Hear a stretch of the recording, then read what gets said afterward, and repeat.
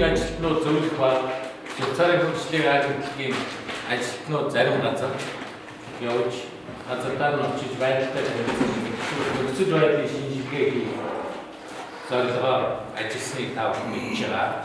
За бид Завхан аймгийн их ус сумаас хэлсэн. Ер нь бидний очсон газрууд бол өөрийн өвгөн сонсогдтой бидэнд их хүн сэтгэл төрүүлсэн иргэдэн нийтдээ орон нутаг бас зохион байгуулалт сайтай ийм байсныг би ерөнхийдөө хэлхийг хүсэж байна. Тэгээд төслийн зүгээс төслийн зөвлөхүүдийн зүгээс бас сайн зохион байгуулалттай байсан бүхэлдээ талархснаа илэрхийлье. Засаглалын асуудал, засаглалын хүрээнд энэ иргэдийн оролцооны асуудлыг ярьж байгаа. Тийм учраас засаглал гэдэг нь гурван талын оролцоог хангах асуудал. Ганцхан иргэдийн оролцоог хангах биш. Төрийн байгууллага, өөрөөр хэлбэл орон нутгийн үндэс захиргааны байгууллага, хурлын байгууллага, тэгээ орон нутгийн иргэд, орон нутгийн хувийн хвшлийн үйл ажиллагаа явуулж байгаа байгууллагуудын төлөөлөл оролцож байж тэр орон нутагт юу хийж яаж сайн амьдрах вэ гэдэг энэ зүйлийг ярьж шийдэх шаардлагатай. Тийм учраас бид нар нэгдсэн нэг хөтөлбөр арга зүйлээр бүх 5 газараа ажилласан.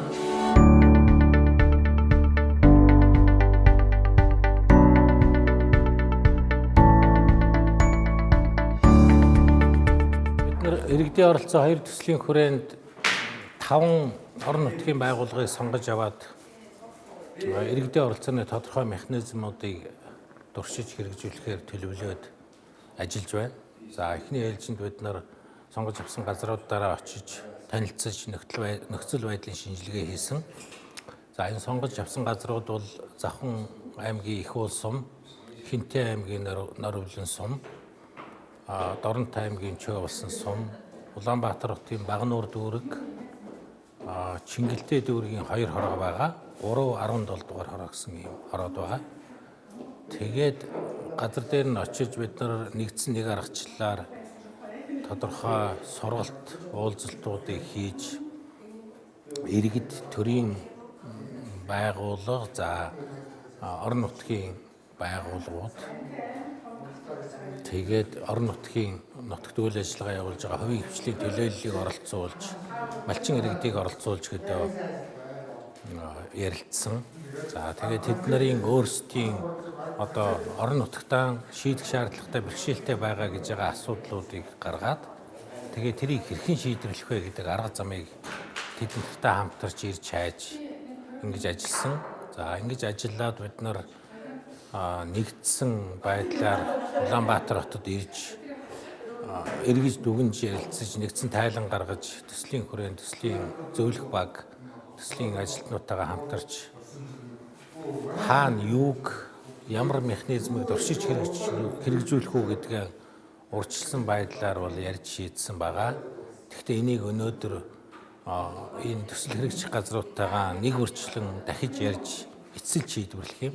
За урьдчилсан байдлаар хэлэхэд Завхан аймгийн Их уул суманд бол одоо байгалийн нөөц ялангуяа тэр дундаа ус, голын голдрол, за тэгээд булаг шимдны эхийг хамгаалах, ой модыг хамгаалах асуудалтаар иргэдийн оролцоог хангаж хамтарч ажиллая гэсэн санаатай байгаа. Хинтээ аймгийн Норовлон сумдаар сумын ерөнхий төлөвлөгөөг иргэдийн оролцоотой боловсруулж эцэлж шийдэх гэсэн ийм чигтэй байгаа. За Доронтой аймгийн Чөө болсон сумдаар бид нар мөн байгалийн нөөцийн ашиглалтанд иргэдийн оролцоог хангах механизмыг туршиж хэрэгжүүлэх ямар бололцоо байна уу гэдгийг ярьж байна. Тэгэхдээ Доронтой аймгийн Чөө болсон сумдаар бол эцэлж тодорхой шийдсэн шийдэл бага байгаа. Нээлттэй дүү ярилцж байгаа. За Багнуур дүүрэг дээр бол бид нар орон нутгийн хөгжлийн сангийн хөрөнгийг хуваарлахад иргэдийн бүлгийг зохион байгуулж ажиллаж байсан тэдний туршлага байгаа. Тэрийг сэргээн хөгжүүлэх, иргэдийн бүлгийг идэвхжүүлэх замаар иргэдийн оролцоог хангах тийм боломжийг ирж хай гэж байгаа. За Улаанбаатар хотын Чингэлтэй дүүргийн 2 хороо бол хоёрлоо өвөрмөц хороо байгаа. Нэг нь төвийн барилгачсан хэсгийн одоо их дэлгүүр орчмын хороо байгаа. Суурин хэсгийн. Тэнд бол авто замын зогсоолтой холбоотой бэрхшээлтэй асуудлууд их байдаг юм байна. Тийм учраас дахин төлөвлөлт хийх замаар автомашины зогсоол гаргах боломжийг ирж хаяа гэсэн яриатай байна. За 17 дугаар хороо бол одоо Чингэлтэй уулын өвөрт байдаг. Тэр орчин бол тийм гэр хорооллын тэрүүхэндээ бас өөрийн гэсэн хөөрхөн цэцэрлэгт хүрээлэнтэй болцсон их тохилог хүмүүс нь бас хамтарч ажилладаг тийм сонин хороо байгаа. За тэнд бол Чингэлтэй ууланд явган аяллыг хөгжүүлэх маршрутыг дэмжих замаар иргэдийн оролцоотой тэрийг тойрсон одоо үйлчлэгээний байгууллагуудыг бий болгох зэрэг ажлуудыг дэмжиж иргэдтэй хамтарч ажиллая, орон нутгийн байгууллагатай хамтарч ажиллая гэсэн чигтээ ажиллаж байна. За энэ бүхнийг бол орон нутгийн хүмүүстэй дэлгэрэнгүй ярьж зөвсөлдөж эцэлж шийдээд тэгээ шийдсэн зүйлийн 18 онд хэрхэн яаж хэрэгжүүлэх үү гэдэг наривчлсан төлөвлөгөө гаргаад ингээд 18 онд энэ иргэдийн оролцоо хоёр төслийн хүрээнд сонгож авсан газруудаар тодорхой хуулийн механизмуудыг дуршиж хэрэгжүүлэх.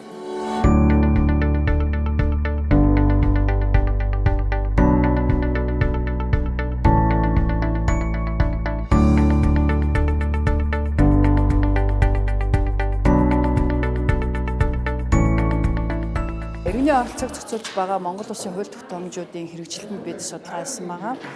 Тэгэхээр Монгол Улс өнөөдөр 2017 оны 12 сарын 20-ны байдлаар Монгол Улсад 645 хууль хэрэгжиж байгаа.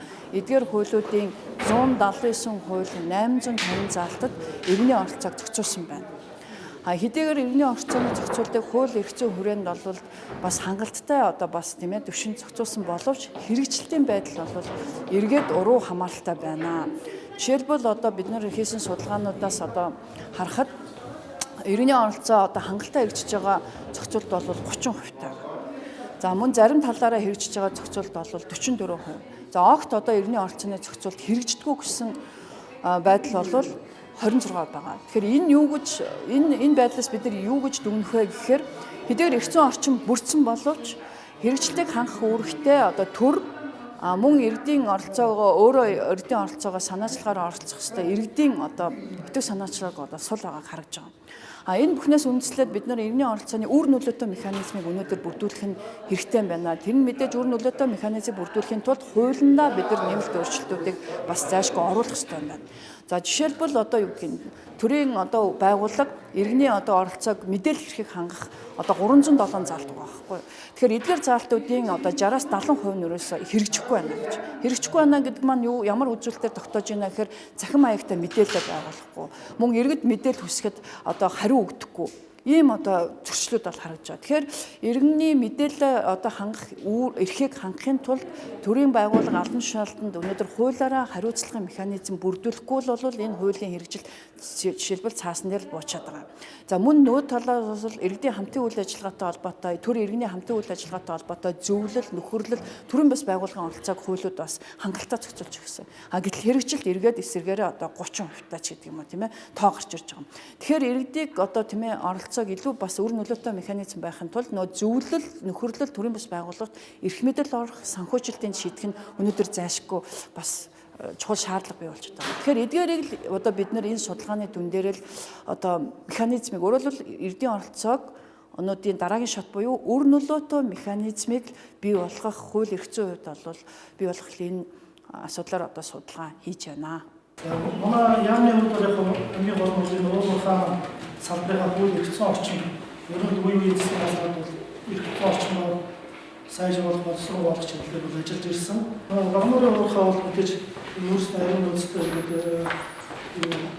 энэ нөөцөндөө төсөлсөн. Манай яам дээр бол 3 төслийн баг ажиллаж байгаа. Энэ бол нүүрснээс байгалийн биелэх хийх төсөл өгөгдөж байгаа. Энэ төслийн нүүрснээс хий гаргах үйлдвэр нь бол Багнуурын наадлын сумчилаа Баянгийн сумд байгуулгаар ингээд урьдчилсан байдлаар бол сумын иргэдийн хурлын хуралд нь 12 сараас сумын иргэдийн хурлд нь оруулаад 100 га газрыг бол ингээд 18 оны газар хуралдын төлөвлөгөөнд тусгуулаад энэ ажил хийгдэж байгаа. Ер нь бол тэр гарнуурынхаа болон өөрсдөө ухаад бүрдүүлсэн үйлдвэрүүд хараад ажлыг төгөө сонгоцсон. Ингээ явж байгаа. Энэ уурхай нүүрснээс байгалийн нийлхийг гаргахын төслийн техник эдийн засгийн онцлог хийгдсэн. Энэ бол ажиллаж байгаа 18 онд энэ газрын асуудал шийдэгдсэн учраас энэ төсөл одоо явах ёстой. Энэ том одоо өөрсдөө зөвхөн одоо юу утгаар нь ихийг гаргах зөвхөн төлөх одоо жинхэнэ экологийн одоо тийм одоо эко түш буюу хий үйлдвэрлэгч хэлээр энэ үйлдвэрлэлээр явагдах юм аа багнаар хадгалж төшөглөе. Доронтод бол мэдээж тэр юунод байгаа. Энэ 21-22 дахь талбай дээр газар тас олборлж байгаа.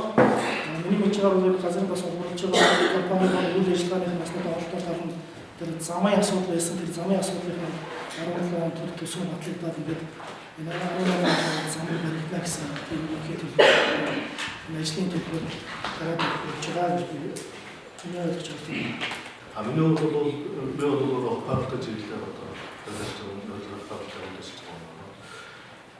товчхон хэлэхэд бол яг бас одоо нууцтай адилхан манай юу яамны үндсэн бодлого бодлого тодорхойлдог. Бодлогын бол баримтын юу бол одоо дуулыг зорж өөрсдөө бодлого шаардлага. Тэгэхээр юу гэж хэлэх вэ? Барилгын газрын харилцааны салбарын хуулийг зорж төрчмөс болгохтой бас үйл ажиллагаанд хэрэгжүүлж байгаа. Тэгээд сая өөрөөр явуулсан Багнуур чамаас ерөнхийдөө сая батлагдсан засгийн газраар Багнуур чамууд ашиг болохгүй одоо зэрэг дагуу гэж стратеги ажил бүхий ашиг болохгүй дагуу гэж хот гэдэг октоолтой хуулийн засгийн газар болох хэрэгтэй сая батлагдсан. Чамаас бол зөв үсгийн дууртууд гэдэг утгаараа бас засгийн газар батлагдсан.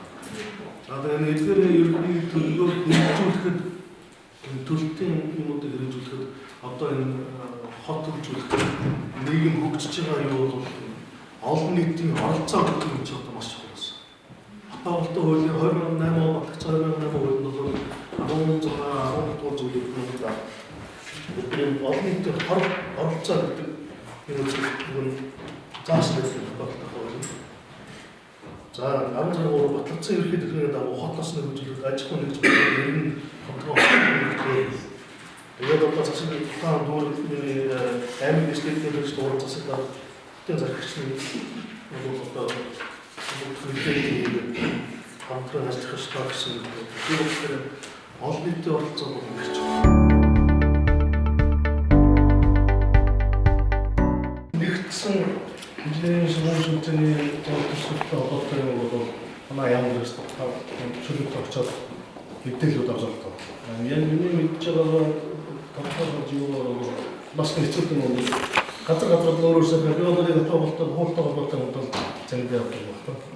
Тэгээд тэр болохоор яг миний яг батлаа мэдж байгаа бол жижиг дунд оврын юу зөвлөх байгууламжийн нэг маягийн загварсан зураг гэдэг нь альбом байна. Тэр альбомуудыг өөрхнөөсөө шин сумын төслийн хүрээнд ирэхэд тэрэн дагуулад хийсэн тийм ажил байдаг. Шин сумын төслийн бас хэцүү юм болохоор манай энэ хууль эрх зүйн нормын ялгаатай төгсчрол бол одоо үнэл хэлээ. Одоо нөлцсөн юуны тооцоо юу бас жоохон цаг үеэсээ жоохон хуцаад байгаа байхгүй. Норматив тоо үзүүлэлтүүд. Тэгээд шин сумын нийт аж ахуйн газрын талаар юм яг бас нэг асуудал гараад байгаа юм болохоор хуучирсан норматив тоо юугаар бодож болохоор хүчин чадлын өсөөр байгаа юм. Тэгээд сумдаа бацаад дараад байна. Тэрний өгөхлөр хүлээгээд байгаа ашиглах хэрэгтэй. Тэгээд ашиглаа гэхэл одоо хүчин чадал нь тооцоод хүчин чадалтай хүрч чадахгүй. Тэгэхээр нөгөө зүйл байгууллагууд ашиглаж чадахгүй. Тиймэрхүү байна. Тэгээд бид одоо нэлээд сайн тооцоолж бодож тэгээд энэ олон нийтийн оролцоо гэдэг юм чинь ерөнхийдөө өөрсдөө хэмжээ байгуулах бүгдүүд машаа болж энэ нөтө тооцож бодох хэрэгтэй. Яг энэ загварсан юм гэдэг нь юу гэсэн юм чинь зөвшөөрсөн туршлагын судлалын бүр би танаа бол оролцсон сумын юу гэдэг би танаа түрүү зохицох байсан. Тэгээс би нэг юу байна. Энэ нь зүгээр зургнаас та нар юу яриад байгаа. Дунд хуваагийн гой гон сараас тийм үү? Энэ манай хооч төрөл нарийн бичгийн дарга болсон эрдэнэ мөрөнд яг өөрөө хөөцөлдөж энэ яг иргэдийн оролцоо. Яг энэ нөхдүүдийг тэр сумынхаа нөхдүүдийг бүгднийг өглөө хэдэн өдөр явж хуралдаж одоо ойлгох тархуугаар ойлгох тийм үү? Хэдэн удаа хийж энэ хүмүүс бүгдээр одоо ойлголтоос. Одоо энэ сумын зургийг харахад бол юу итгэмээр сум шүү дээ. Сум жиглээ одоо ингээд энэ одоо асфальтын зам юу гэсэн гэрэлтүүл биш үү? Сум гэрэлттэй сум байхгүй. Түгүүр сайхан дэмжиж байна. Энэ нь та нарыг яаж байгаа бол энэ инженерийн шууд гэж энэ бол яг сумын нөхдөд хоорондоо хэлцээ. Мэдээж энэ нэг бол өөрсдөө хийнэ гэж багтав. Мэргэжлийн өмнө авчирч байгаа.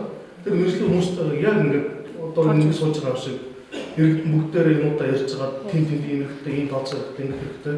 Мэргэжлийн нөхдүүд нөгөө юунд оруулаад зургууд тооцоог нь гаргаж өгöd.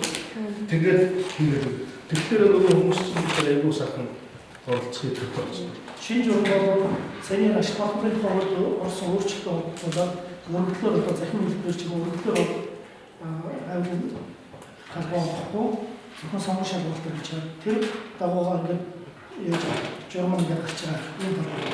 За миний бас мэдж байгаа бол одоо ингээд өнөөдөр маргааш бас одоо аймгийн засаг даргаартай ийм салбарын сайднууд намтраж гэрээгээ байгуулж байгаа. Энэ дээр одоо сонгон шалгалтын асуудал энэ одоо хуулийг хэрхэн хэрэгжүүлэх вэ? Нөгөө салбартай хөдөлгөөн салбарт их хамт ажилласан юм асуудлууд ингээд зөвшөөрсөд ингээд энэ яригдж байгаа.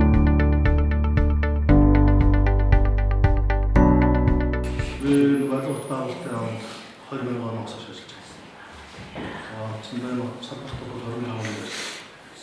Тэгээд ингээд батлах хуулийг тухайн үед хийгээд ажилласан. Нэг хэцүү байхгүй балтан бол. Энэ бол одоо бид юу хэрэгтэй юм гэдэг талаар технократ нэг юм хэрэгтэй. Засаг ус төр юм биш. Энэ хамгийн багтын юм чинь яг юу вэ? Ус төрөөс хамаардаг. Одоо найрлалт гаргаж чаддаг. Найрлалт тухайга тэр газар бол сонгуулиураа очиход сонгуулийн өмнө явагд гэрчлэг авчихдаг. Одоо манай хамаатан усуд байж байгаа 3 4 оролт хэд оны сонгуулиуд өдөр гэрчлэг болж байгаа. Нөгөөхөө авчихсан ч байхгүй.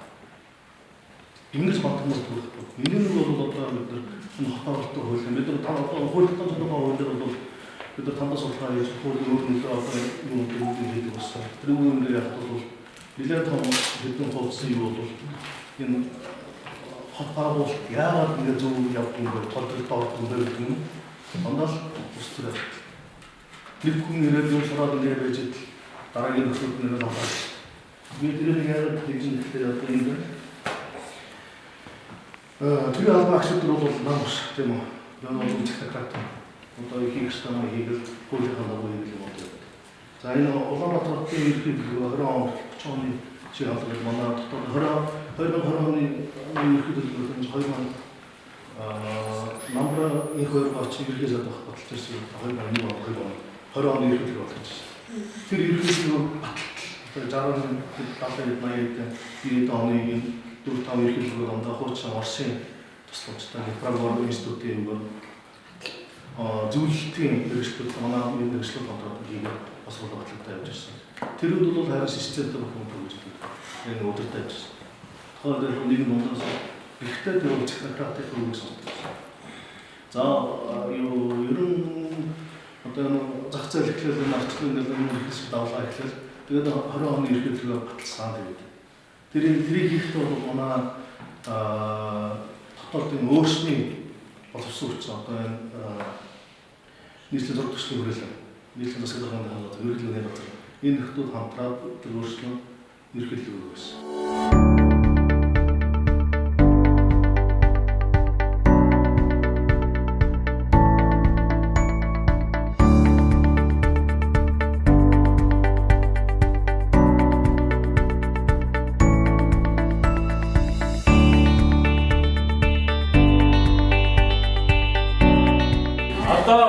асуудлуудаа татвар. Түрүүний хайр хийсэн Тэгэхээр зарим газар бол ялангуяа тодорхой биш. Хойно төдий бидний төсөөлөл үүдэг байдаг байгаа. Орон нутгийнхаа дарга нь иргэдийн төлөөлөл, ашигын иргэдийн төлөөлөлтэй асуудлуудаа нэрвчилээд тэгээд асуудлаа шийдээд үдээс хойш хоолны дараа хэвлүүлээ шийдсэн сонгож авсан асуудлаа яаж энэ нарийн хэрэгжүүлэлтээр хэрэгжүүлэх үү гэдэг юм байна.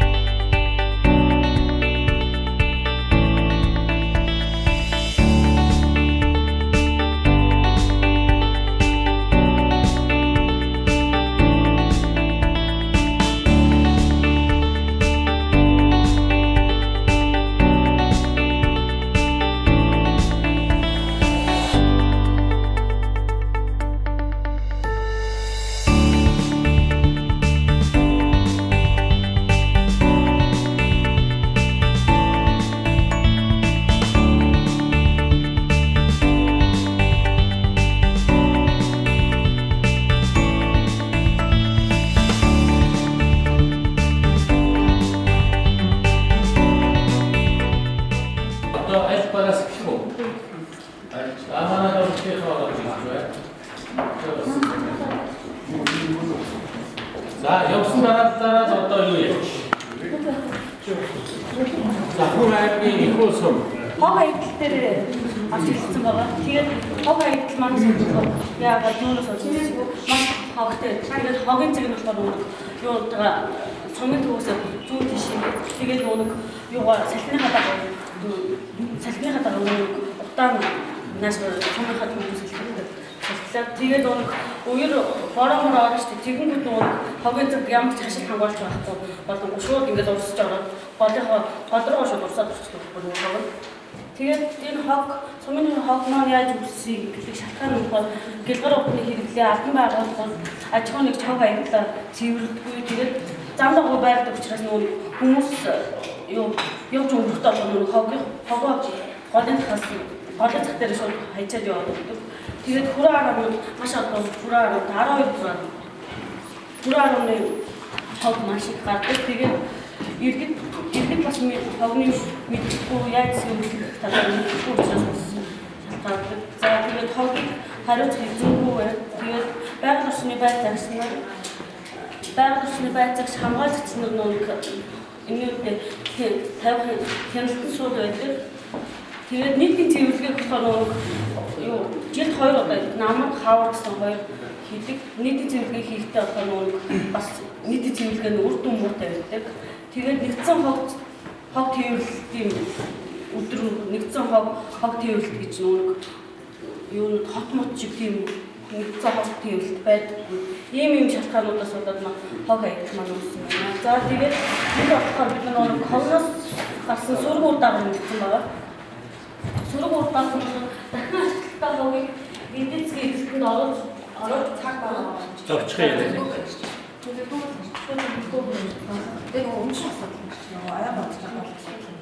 Ямар асуудлыг сонгож авч яаж шийдэж байгаа шийдэж байгаа асуудлыг дотроо хоёр дэг төлөвлөсөн.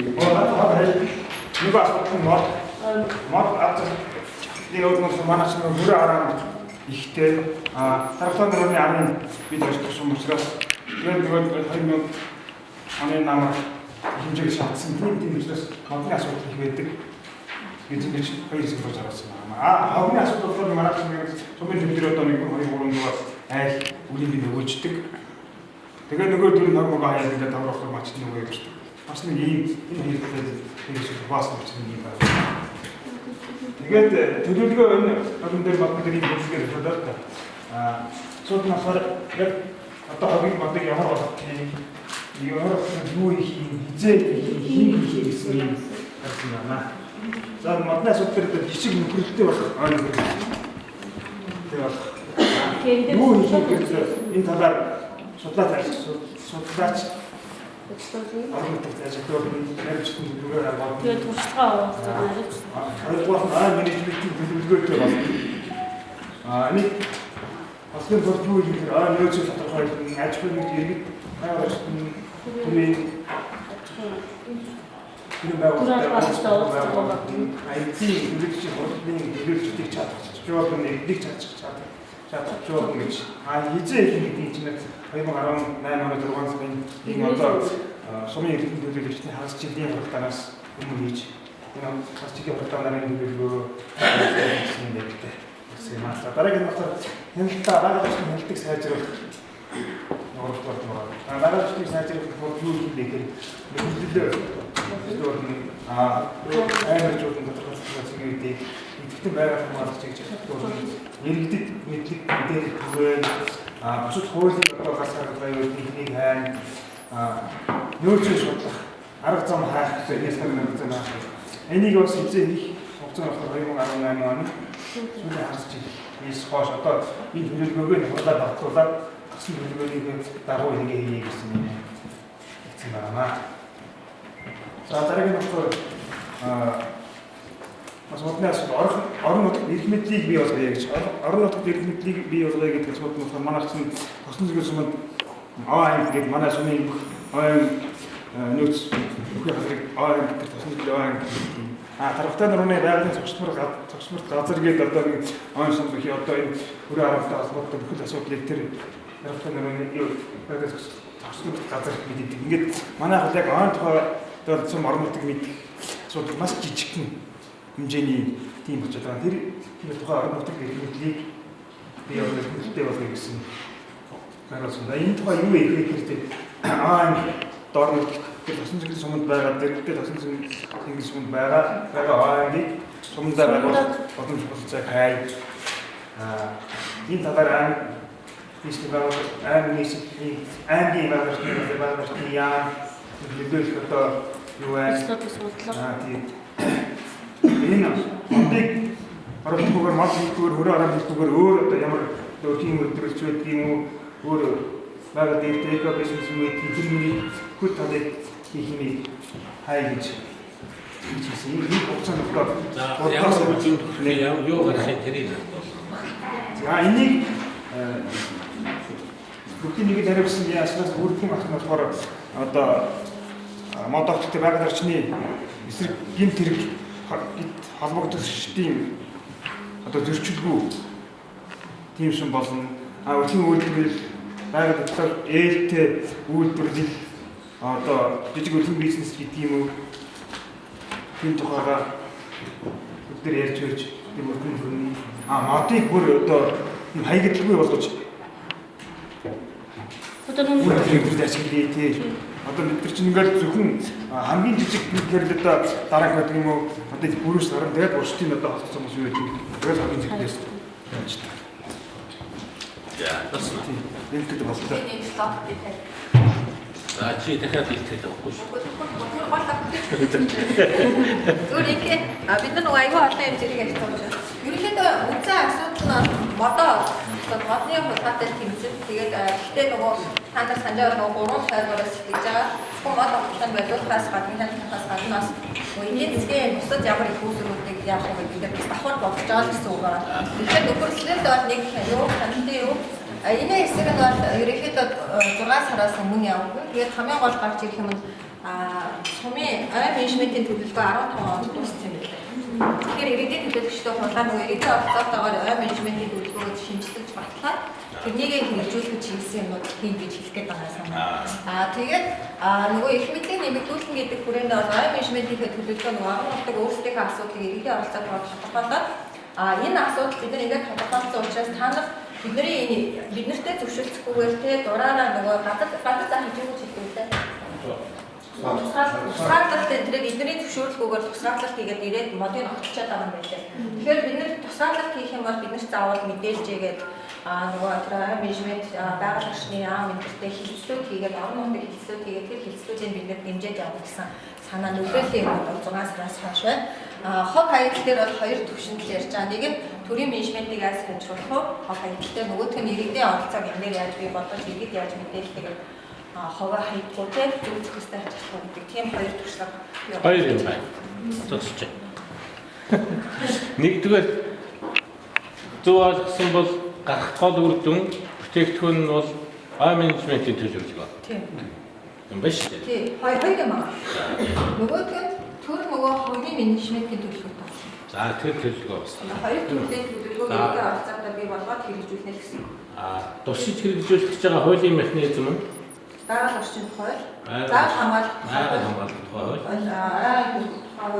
Байгаль орчны багц хуулиуд аа шүү дээ. Тэрнээр тулгуурлаад Тэр байгаа орцооны механизмуудыг бишгэн байна тийм. Хаягдал. нөгөө нөхөдөл хөнгөлөлт гэсэн юм. Цаг багаа. За тэгэхээр одоо хэдүүлээ ямар асуудлыг сонгоод ямар төлөвлөгөөгөөр хэрэгжүүлээ тэгээ ямар үр дүнд хүрч ямар хуулийн механизмыг туршиж байгаа юм бэ гэдэг ийм л давчхан тодорхой юм ярив. За нарийн сонтой гол хийх зүйл маань сумын ерөнхий төлөвлөлт. Одоо бол бид нэр дунд хугацааны, богино хугацааны дунд хугацааны төлөвлөлтүүд явж ирсэн. Тэгэхээр энэ урт хугацааны төлөвлөлт рүү шилжих нь өөрөө нийгмийн эдийн засгийн хувьд үр өгөөжтэй байна гэдэг юм зүйлийг гаргаад энийхээ дагуу бол сумын ерөнхий төлөвлөлтийг хийх юм зүйлээр тохирлоо. Энэ арга хэмжээний өрөөнд хийх ажлынхаа төлөвлөгөөг 15-6 зүйл залтайгаар боловсруулж харж байна. За үүний түрүүнд бол мэдээж олон нийтийн оролцоотойгоо сумын иргэдийн төлөөлөгчдөө урдын шийдвэрийг баталгаажуулж гаргах хэрэгтэй. Төлөвлөлтийг хийхэд бол. За үүний арга дээр бол засаг даргын захирамжаар ажлын хэсэг байгуулсан. За ажлын хэсэг бол төлөвлөгөө боловсруулахын явцдаа бол шаардлагатай хөрөнгөний хүйсвэрийг бацааж гаргах хэрэгтэй. Энэ дээр бол орон нутгийн оролцоо ямар төслөөс ямар оролцоотой вэ? Улсын төслөөс ямар оролцоотой вэ? Олон оролцооны хэлбэрээр санхүүжилттэй босгоно гэж нэг тооцсон. За энэний дагуу бол мэдээж бид нар тендер сонгох шалгалтыг зарлаж үйл ажиллагаа эрхлэх төслийн баг аж ахуйн нэгжлэгийг гэрээ байгуулж ингэ шалгаж байна. За үүний хүрээнд бол мэдээж хөгсөөр судалгаанууд хийх гэж таана. За ингээд төлөвлөлтийг бий болгох энэ процесс бол зөвлөх санал асуулгын тухай хууль. За тэгээ гол хууль маань хөгжлийн бодлого төлөвлөлтийн тухай хууль байгаа. Шинэ батлагдсан хууль. Энийн хүрээнд бол бодлого төлөвлөлтөд байх ёстой гэдэг энэ арга хэмжээний хүрээнд барилга хот байгуулалтын сайтын тушаал за мөн захиргааны ерөнхий хууль эдгээр хуулиудыг баримталж нийтийн хэлэлцүүлэг зохион байгуулах, санал асуулга авах, олон нийтийг хамруулсан байдлаар энэ асуудлаа шийднэ гэж. За бид энэ шийдэх гол асуудал маань юу цааш хүндэх юм бэ гэхээр нэгдүгээр бид нэр дунд урт хугацааны төлөвлөлттэй болж байгаа. Энэ төлөвлөлтөд уялдуулсан хөрөнгө оруулалтын хүүсүүрүүдэд шийдэж байгаа. Цаашлуу энэ төлөвлөлтөн дотор тусгагдсан төсөл арга хэмжээнүүдийг хэрэгжүүлэх ийм төлөвлөлтүүдийг байна. Маш олон зүйлүүд мэдээж гарна. Сумын хөгжлийн ерөнхий төлөвлөлт гэдэг нь бол богино хугацаанд, дунд хугацаанд, урт хугацаанд ямар үр дүн өгч болохоор төслүүдийг энэ хугацаанд хэрэгжүүлэх юм бэ гэдэг. Энэ төслүүдэд бид нар бэлэн болгож авах. За бэлэн болгож авснараа мэдээж бид нар дараагийн санхүүжилтийн төлөвлөлтүүд, гадаад хамтын ажиллагаа, энэ бүх зүйлүүдээр энэ төлөвлөлтүүдэд барьж цаашдаа ажиллах юм аа. Тэгээд сум бол цаашдаа хугацааны төлөвлөлтөө хийгээд явхаар сумын одоо хөгжлийн чиглэлүүд тодорхой болно гэсэн юм байна. Иргэдэд ч гэсэн тодорхой ойлголтыг, цогц ойлголтыг өгөөж, иргэд тэрлүүгээ тэмүүлдэг тэр асуудалтаа анхаарал хандуулах ийм байдлыг бий болгох гэж үзэж байна. За би нэмээд хэлэхэд яг энийг хариуцж байгаа. Нарийн сум бол өнгөрсөн хугацаанд сумын төвийн дахин төлөвлөлтийг хийсэн сумын төвийн төлөвлөгөөтэй байгаа. Одоо бол сумын нийт нутаг дэвсгэрийн хүрээнд 15 жилийн урт хугацааны төлөвлөгөө боловсруулах гэж байгаа. За энэ төлөвлөгөө боловсруулахын тулд төлөвлөлтийн олон процессыг явуулсан. Тэр бүх процессд иргэдийг оролцуулах ийм ажлуудыг зохион байгуулсан. Тэгэхээр сая нэрлсэн хуулиудын механизмуудыг хэрэгжүүлэх гэсэн. Тэгээд гарах бүтээгдэхүүн бол сумын хөгжлийн 15 жилийн хугацаатай урт хугацааны төлөвлөгөө. Дээр нь Норвегийн сумын жишээн дээр иргэдийн оролцоотой сумын хөгжлийн урт хугацааны төлөвлөгөө боловсруулах арга зүйн гарын авлага гэсэн жижигхэн одоо тийм брошюр гаргаж сумуудад иргэдийн оролцоотой хөгжлийн төлөвлөгөө боловсруулахад ямар арга зүйгээр яаж явуул дээр байд юм бэ гэдэг нөрөлмгийн жишээн дээр ийм бусад сум жишээ болох тийм гарын авалт гаргая гэсэн. Ийм хоёр бүтээгдэхүүн гаргая. Тэгээд одоо сумынхан маань бүгдөө санал нэгтэй энэ асуудлыг шийдэх гэж байгаа. Тэгээд хөрөнгөний хөөсрийг бол өөрийн тодорхой хөөсөөр төслийн хүрээнд явуулсан байна. Өөр бусад их сурвалжаас энэ асуудлыг шийдэхэд хөрөнгө болох явуулсан байна гэдгийг хамтдаа ярьж байна. Замаар энэ асуудлыг шийдэх гэсэн ийм яриатай ажиллаад төлөвлөсөн байна. Сая энэ төлөвлөсөн зүйлүүд ярьсан зүйлүүд дээр өнөөдрийн барилга байгуулалтын яамны мэрэгчлэлтний ярьсны дагуу Дундгов аймгийн гой гурван сайхан сумандар газардаа нь очиж танилцах ийм шаардлага бас байна гэж байгаа. Энэ мэрэгчлэнгийн зүйлүүдийг төлөвлөгөөний анхны төсөл дээр бид нар нэмээд тэгээд одоо эргэж очиж орон нутагтаа иргэдтэйгээ уулзаж сумынхаа бас тодорхой байгууллагууд бизнес эрхлэгчтэйгээ уулзж байгаад нэмж тусах зүйл байвал үзэж хараад тэгээ 2 сарын 5 хавцаа иргэдийн хуралдаа гэж байгаа 3-нд байгаа гэсэн баха. Тэгэхээр энэ үеэр бол ерөнхийдөө ерөнхий төлөвлөгөө боловсруулах шийдвэрээ гаргаад засаг дарга тэрний дараагаар ажлын хэсэг байгуулаад ингээд одоо ажиллаа гэсэн ийм ерөнхий тайм гаргасан байна.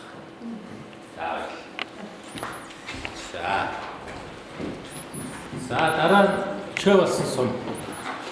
Чоос сумын хувьд нэгдүгээр орцоо төслийн хүрээнд 2 ажлыг хийж хэрэгжүүлье гэдэгт шийдвэрлсэн байгаа. Хамгийн ихний ажил бол хүн ам өндний усыг цэвэршүүлэх ажлыг хийе гэж шийдвэрлсэн байгаа. Үндсэн шалтгаан нь юу вэ гэхээр манай дорд талын усууд одоо нэлээд хатуул ихтэй эрдэс ихтэй ийм одоо ус байдаг. Хүн амын өндний усыг одоо шаардлага стандарт хангаж чаддаггүй. Заавал одоо цэвэршүүлэх төхөөрөмж тавьж яаш одоо стандарт шаардлага гэсэн ийм одоо ус байх юм аа. Үүний шалтгаан өвчин одоо маш их байж байгаа. Ялангуяа одоо дотор эрхтний илэг хотоодны хавдрын өвчин манай сумд нэлээд их байдаг. Энэс урьдчилан хэрэглээд энэ усаа цэвэршүүлье. Хүн амын эрүүл мэндийг хамгаалъя гэдэг энэ одоо зорилгоор бид хүн амын өндөө усыг цэвэршүүлэх ажлыг хамгийн түрүү хийе гэдэг шийдвэрлсэн байгаа. За хоёр дахь ажил бол бас нэгдээ орцоо хоёр төслийн хүрээ. Нэгдээ орцоог одоо хангах чиглэлээр ямар нэг үлдэстэй ажил хийе гэж. Ганцхан одоо энэ өндөө цэвэршүүлэх ажил асуудлыг шийдвэрлэхэд орчихгүйгээр сумд хамааралтай сумд хэрэгтэй бүх асуудал дээр нэгдээ орцоод хойшлоо одоо баян хангаж явъя. Ингийн дод нэг бодлогын баримтч гаргаж авъя гэдэг ингэж шийдвэрлсэн. Тэгээд энэ нэгдээ орцоо хэвчлэх үед бидний оролцоо хангах журам гэж юм журам гаргая. Нэгдээ гаргалаад тэгээд энэ журмаа одоо тэгээд хойшд мөрдөд явъя. Сумд дээр хамааралтай бүх асуудал дээр энэ журмаа хэрэгжүүлээд явъя гэдэг утгаар энэ хоёр ажлыг хэрэгжүүлэх шийдвэрлсэн байна. За бид 2 дугаар сараас эхлээд одоо энэ ажлуудаа эхлүүлье. Энэ 18 онд огтоор энэ хоёр ажил хоёулын дуусгая гэдэг зорилготой ажиллаж төлөвлөсөн байна. За илүү цэвэршүүлэх асуудал мэдээж одоо хууль өгсөн үед манай ажил үйлчлэл хурдтай тухай хууль төсвийн тухай хууль нэгжийн тухай хууль гэх мэт одоо хуулийн хүрээнд хийх юм байна. За бас тодорхой задлаад ярих юм бол мэдээж зурдсан байх ёстой. За бид 17 онд бас зурдсан хийлгээд хэрэгжүүлэхээр үүдсэн одоо харамсалтай бид хийж чадаагүй байгаа. Тэгээд бидний хэлсэн өмнө зурдсан 53 сая төгрөгийн хөрөнгөний их усрын байх юм бол бид одоо нэг хотыг одоо хийж өгнээр нь хамт хөрөнгө хангах болцоод байгаа юм ингээд байж байгаа. Тэгэхээр одоо хамгийн ихний ажил зурдсан хийлгээд тэгээд олон санхүүжилт хөрөнгөний их усрын шийдвэрлэе гэж 53 сая төгрөгийг яаж босгох юм бэ гэдгийг бас одоо хоёр дахь шийдэх асуудал байна. За мэдээж тэгээд тендер үеийн дагуу энэ ажлыг зарагдаад явна. За тэгээд хүлээж аваад цааш нь одоо авч явах ажил бидний ажил байна. За эдгээр орцыг харах журам боловсруулах ажил маань одоо мэдээж одоо журам бичлэг боловсруулнаа. иргэдээс санал авъя гэж. За бас хэлцүүлэг зохион байгуулъя. За тэгээд иргэдийн хурдаараа хэлцүүлээд баталгаажуулж аваад ингээд одоо ажиллаа хийлье. Цагаал хурдад явъя гэдэг ийм ажлуудыг бид төлөвлөлөө. За болсон. За тодорхойлж нэмж тайлбарлах зүйл байгаа юу? Ямар хуулийн механизмуудын гол төлөв манай дарга сайхан яашлаа манай юу ерөнхийдөө локн юу тавих төслөглөөд бид юугаа авсан. Саналаа авсан, иргэдийнхээ саналыг авсан. Ангийн нэгдүгээр энэ усны асуудал гараад ирсэн. Энийг үе шийдчихье гэж. Энэ одоо тэгээ иргэдийн оролцоо төсөл хэрэгжээд одоо бодиттой хэрэгжих ажлын үр дүнд энэ юу шийдчих бах. Маргаашнаас ахуулаад манай дарга нар энэ техникийн орлого сахилтаа уулзаад их мэтэр ингээд санхүүгийн асуудал яг үеих үг гэдэг юмгаа тал бүрээр ярьж хагаад дайшлаад хийчихнэ. Энийний үр дүн юу байна вэ гэхээр иргэдээс гарсан санаа байна. Эргээд үйлчлэгээ нь бол тэр үйлчлэгээ хэлбэрээр одоо үндэсний ус хэрэглээний ус сайжирснаар хүн амд очих үйлчлэгээ ус сайжирсан, ажлын байр тогтмол бий болчихно. Жишээ байна. Хоёр дахь нь энэний юу бол ерөөсөө нийтдээ энэ иргэдийн оролцоо төслийн юу бол нэг тийм механизм хэрэгтэй. Орон нутаг юм төлөө одоо журам гаргах хэрэгтэй үлээ. Журмаараа иргэдийн оролцоог хангах журам гэдэг юм хийчаад ямар ч их асуудал дээр энэ журмаа бариад ажилладаг юм болъё гэж байгаа. Тэгээд сайн талны өнөглөө манай хоёр даргатай ороод ирсэн юм бол журмын төслөө судалгаа хийж аваад энэ зүрийн механизмыг үүсгэж аваад батлуулчих. Тэр бол цаашдаа доктортой мөрдөгдөн. Өөр нэг сайхан одоо консенсус төрсөн юм бол манай хоёр дарга суманда иргэний оролцсон хариуцсан төшмөл орон тооны ажилтан бий болгох чи. Тэгээд тэр хүн бол энэ яг журмаа аваад дарга одоо энэ журмаараа бол гээл одоо төсөв хэлцэх орон нутаг хадлан бэлчээр аж ахуй одоо юу лээ энэ ашигт малтмал элдв хангайны асуудал гарахад бол иргэдэд манай иргэдэд тэрнийхээ тухай мэдээлэл тэгээ бидний тэдний саналыг авъя. Тэр санал ямар байна уу гэдэг дээрээс хамаарат орон нутгаас нөгөө дэмжиж санал хүү үгүй юу гэдэг тэр механизмаа олж авах тутлаад өгч яа. Тэгэхээр 3 гацаа. Тэгээд эцэст нь бол энэ оны төгсгөл бидний одоо төсөөлж байгаа гаруй журам нэг 11 сар гэхэд батлагдаад гарах бах. Яг тэр журмаа амьдрал дээр хэрэгжүүлээд нэг асуудал шийдчихье. Тэр механизм ажиллуулчих. Тэгэхээр нэг 4 гарц байна гэж хэлсэн шүү дээ. Бодтой тэр сервис усны асуудлаар орон тооны ажилтан бий болчихгүй, доктортой ажилтдаг журмын механизм бий болчих, журмын механизмад орчих. Ойролцоогоор нэг бүхэлдэн дүгнэж. Тэгэхээр энэ дээр бол олон проблем гарна. Тэрийг иргэдийн оролцоогоор шийдчихнэ л гэж. За баярлалаа. За одоо Багнуур дүүргийнх манай зөвлөх багш Төвшин Толго манайхаас ирсэн 5 хүн дүүргийн хурлын дараа зах бүрэлдэхүүнтэй ирсэн. За бидний ярилцж байгаа 2 асуудал иргэдийн оролцоотойгоор шийдье гэж тогтлоо. За нэгд нь бол ерөөсөө төсөв гэдэг бол хамгийн чухал. Одоо төсөв чинь ингээд сум, дүүрэг, нийслэл, хот, юу аймаг гэх тэгээд улсын төсөв гэдэг. Энэ бол одоо улс орныг хөгжүүлэх, сум орныг хөгжүүлэх. За мөн ард түмний арж амьдралыг сайжруулах хамгийн чухал зүйл байдаг. Энэ бол зогсоомаараа иргэдийн оролцоо багтаагаар зөвхөн одоо тэр дүүргээс байдаг юм сонгогдсон төлөөлөгчдийн хүрээнд жишээлбэл манай Багнуур дүүрэг 25 төлөөлөгчтэй дүүрэг. Тэр хүрээнд дээр боцоо ярилцаад ингээд төсөв жил болгоны төсөв батлагдаж байгаа. За доороос бол яг хорооноос авна л да. Гэхдээ авахтаа бол яг иргэдийн нэг оролцоо муутай. Зөв хорооны ажлын авд сууж байгаа.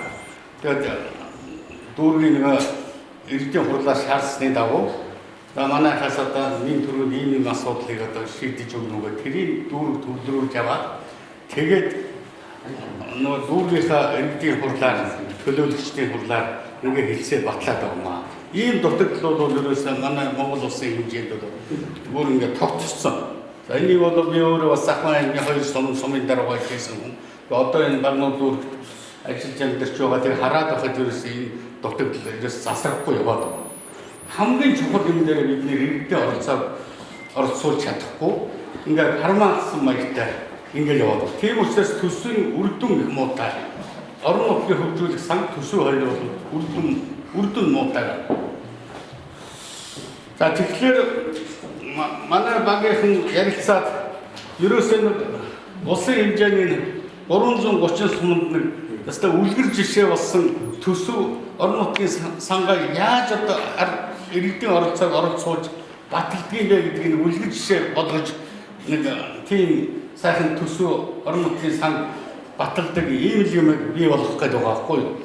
Зөвхөн одоо сумнаас бусад сумнууд хэрэгжүүлэхээр одоо тодорхой одоо дээд байгууллагын одоо бүр эрхийн актаар баталгаажуулсан. Жишээлбэл одоо Улаанбаатар хотын Багнуур дүүргийн төсөв орон нутгийн сангад яаж баталдаг юм бэ? Энэ аргыг хэрэглэе гэсэн тийм одоо үлгэр жишээ хийх бодлогоос бид нэг энийг сонгож авсан юм аа. За энийг ингээд бид нэр одоо энэ төсөв гэдгийг юуроос ард иргэд бол сайн мэдэхгүй. Одоо манай энэ захиргааны ажилтнууд ч гэсэн сайн мэддэггүй. За дүүргийн хурлын төлөөлөгч гэсэн бас сайн мэддэггүй ард иргэд. Тийм учраас энийг мэдүүлэхийн тулд эхлээд одоо ерөөсөө сургалт явуулж гэж байна.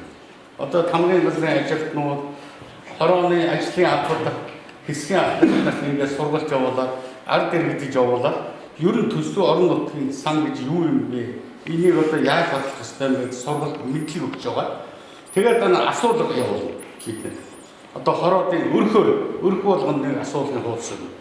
Тэгээд одоо танай хороонд ер нь дүүргийн хэмжээнд тулгымцсан ямар асуудал байна?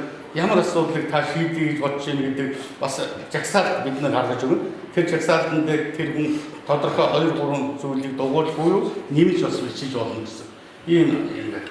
Тэгээд бид нар энийг хэлцээд тэгээд бүр одоо бид нар 18 төсөв батлагдсан явж байгаа шүү дээ. Энэ дээр бас бид нар одоо манай багийнхан бас үзэж одоо шалгана.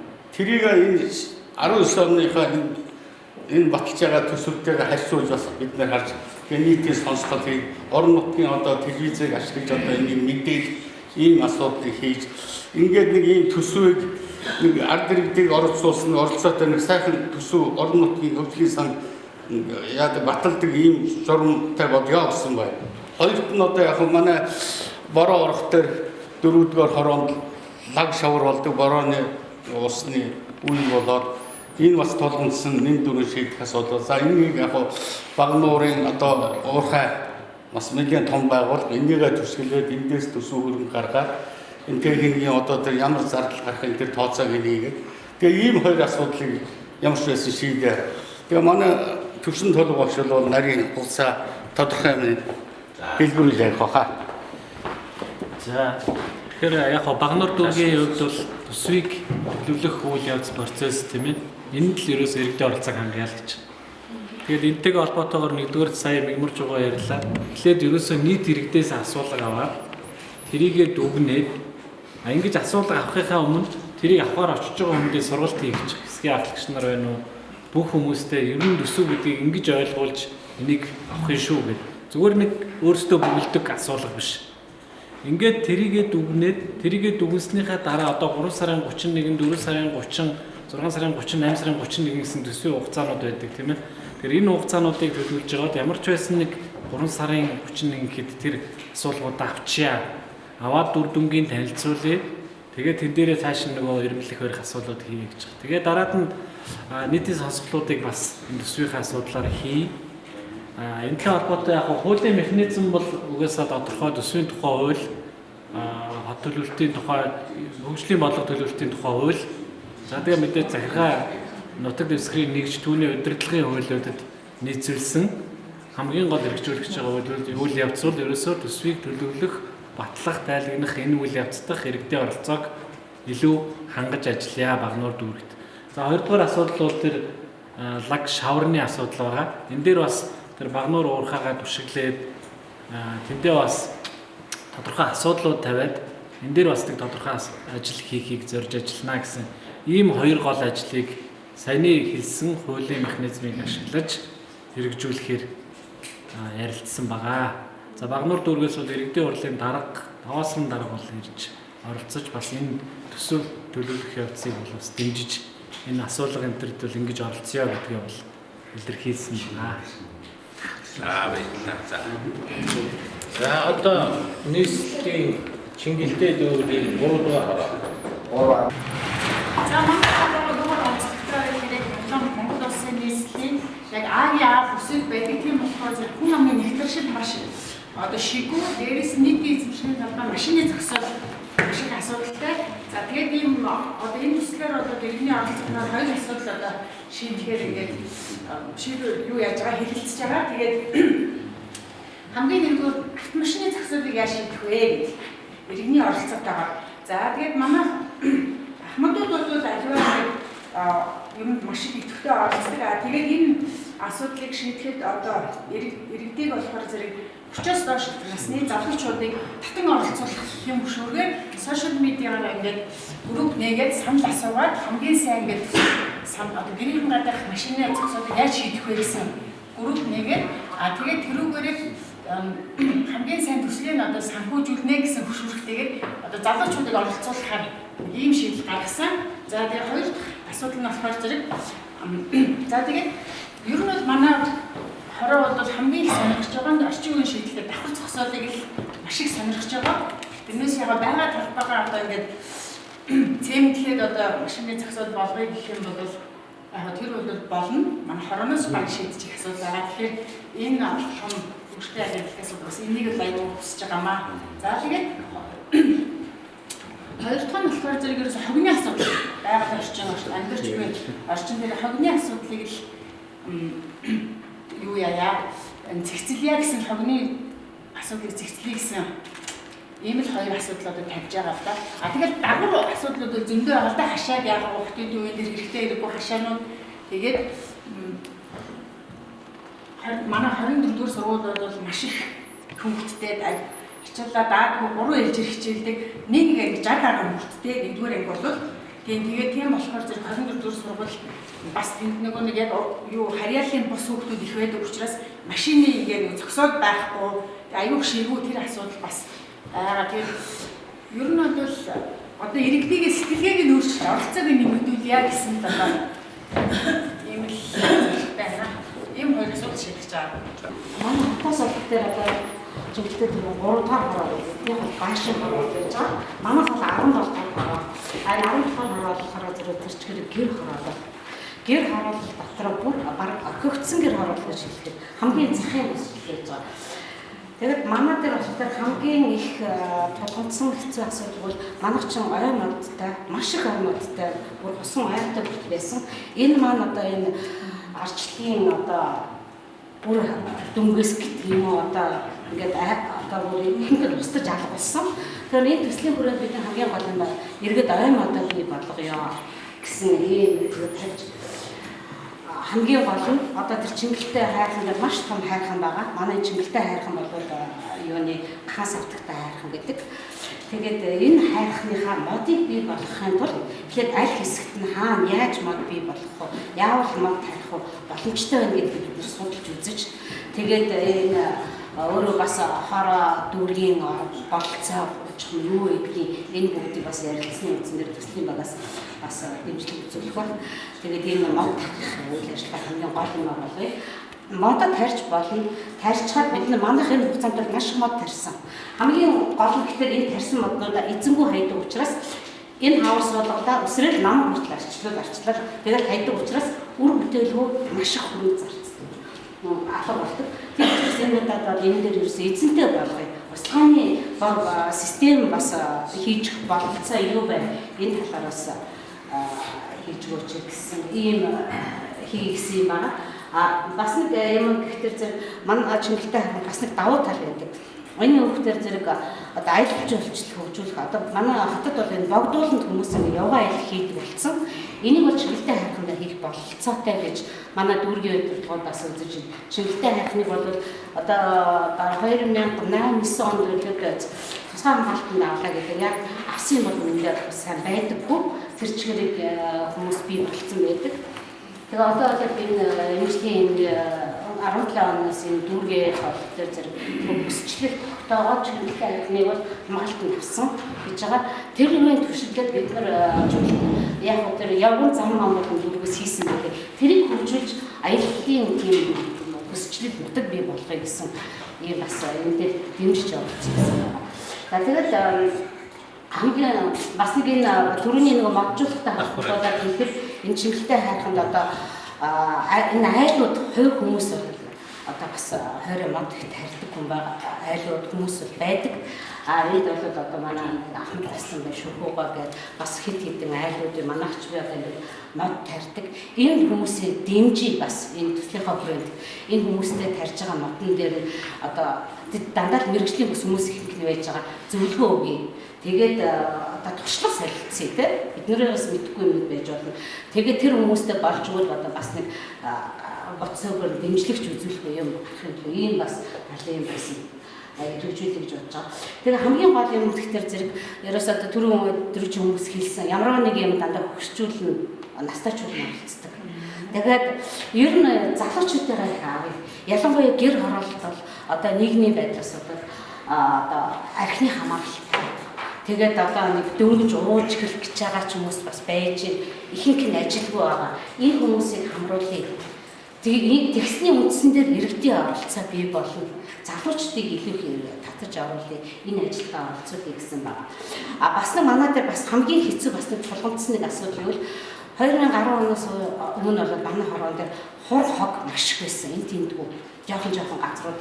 Энийг бол ер нь 11-12 оны өмнө илүү бүгдийг ачаад байхгүй болгосон. Сард 2 удаа хог ачиж байгаа гэвч хогийн цэг гэдэг юм устгахчихсан. Тэгээ айл өрхөөс очиж хогоо авчиж авдаггүй. Мөнгөний автоматар нөгөө юуны мөнгө дээр одоо нөгөө тавны мөнгө дээр автоматар авчдаг. Тэндээс хогийн компани ашиглаад байж идэг. Энэ асуудлыг бас нэг жоохон зэгцэн иргэдээс нь хогийг авч хоггүй хороо болгох ийм бодлоо. Энэ асуудлыг бид хэрэгжүүлж байна.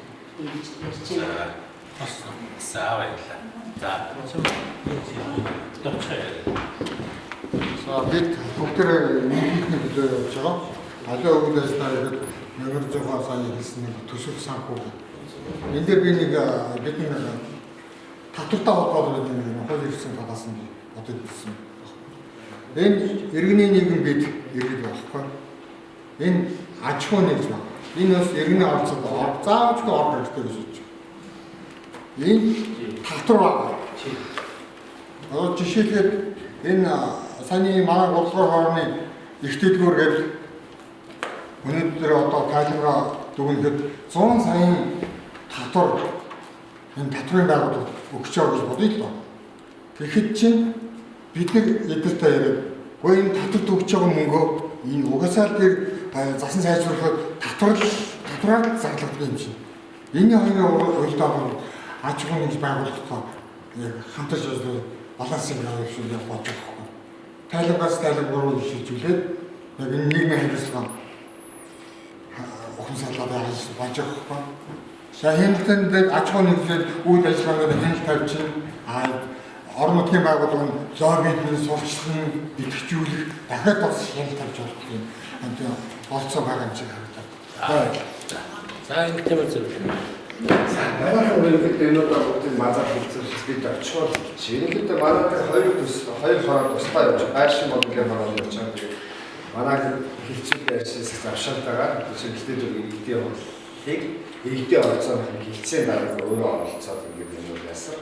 Товчхондоо зөв гооны тухайд чиглэлтэй ахны одоо төслийг болгох гэсэндээ иргэдийн нутгийн захааны байгууллагаас дэмжин гагцгүй уялдал асуудлууд ярих гэх юм байна. Энийгээ тийм уялдал асуудлаа бүгдээрээ хэлчихээ тэгэхээр одоо мод тарин гэдэг дээр үгүй гэж хэлэх байхгүй хаа гэдэг дэмж бүрэн дэмжлэг авчээ.